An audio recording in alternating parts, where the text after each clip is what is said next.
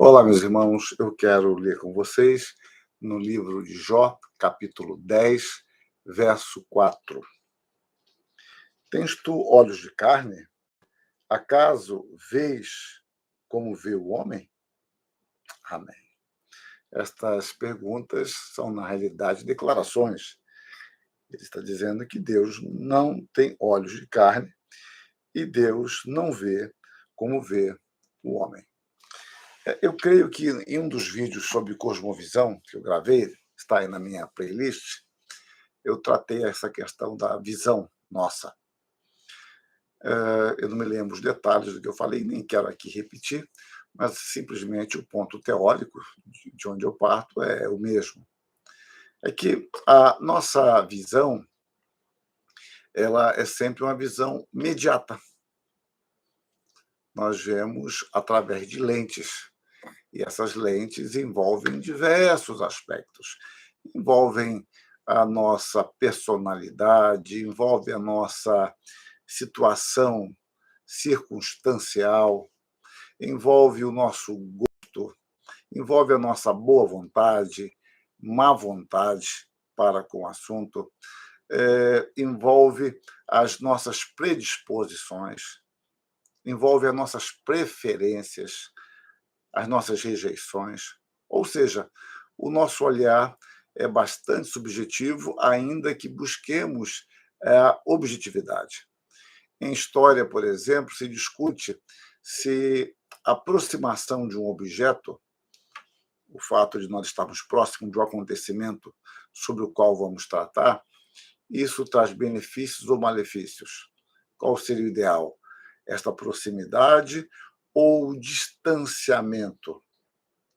Bom, em ambos os casos, você ganha e perde coisas. O distanciamento pode diminuir bastante a sua paixão, que seria uma das lentes com as quais você leria a realidade. Mas, por outro lado, o distanciamento não permite que você veja certos detalhes que talvez quem conviveu naquele período com aquele personagem possa perceber ou ter informações privilegiadas. Por outro lado, a proximidade, ela não me permite enxergar com muita clareza, porque eu estou muito próximo, estou envolvido em questões de que eu quero demonstrar determinada tese, eu quero negar determinado ponto, então isso prejudica a minha interpretação mais objetiva. E isto, então, seria mal para nós, ao mesmo tempo que a minha proximidade me daria um conhecimento mais próximo de alguns aspectos.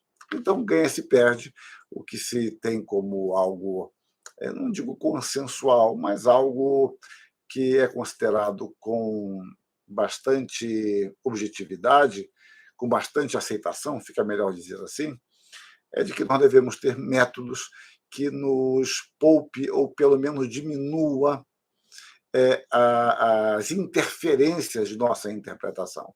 E um bom método pode nos ajudar quanto aos perigos da exagerada proximidade e quanto aos perigos de um exagerado distanciamento. Bom, tudo isso para voltar para Deus, que é o que nos importa aqui. A pergunta de Jó, que é uma afirmação, é que Deus não vê como nós vemos. Isto, meus irmãos, é assustador e consolador. Assustador porque nós não enganamos Deus. Nós não podemos manipular a Deus, brincar com Deus, representar um papel diante de Deus. Ele sabe como nós somos.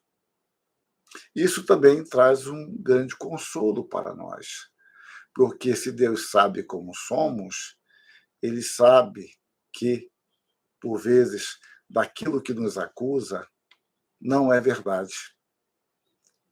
Daquilo que as evidências apontam favoravelmente à nossa culpabilidade, não é assim. Como também ele sabe daquilo que ninguém imagina que nós fomos capazes de fazer, o fizemos, sem dúvida. Deus não vê como vê o homem.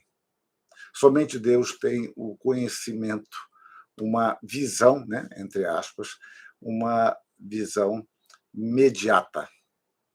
Deus conhece as coisas como são.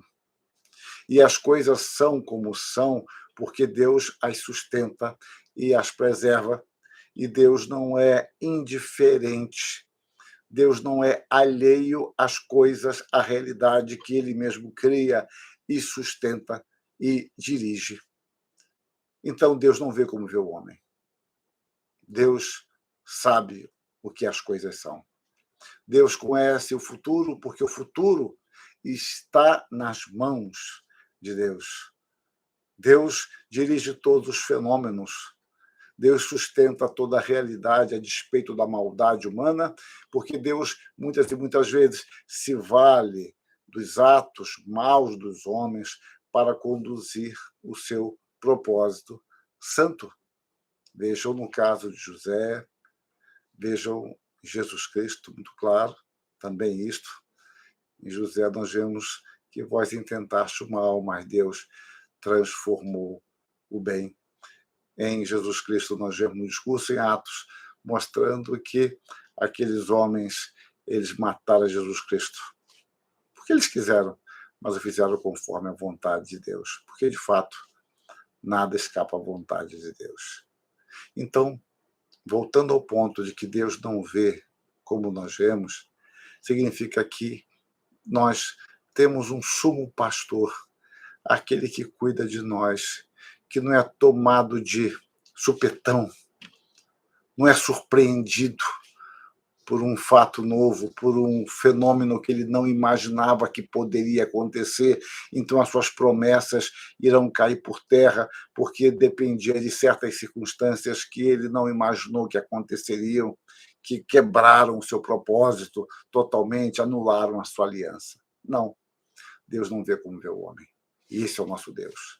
É o Deus da aliança, o Deus do pacto, o Deus da graça, o Deus da nossa salvação. E nele nós podemos confiar e descansar sempre, em todos os momentos.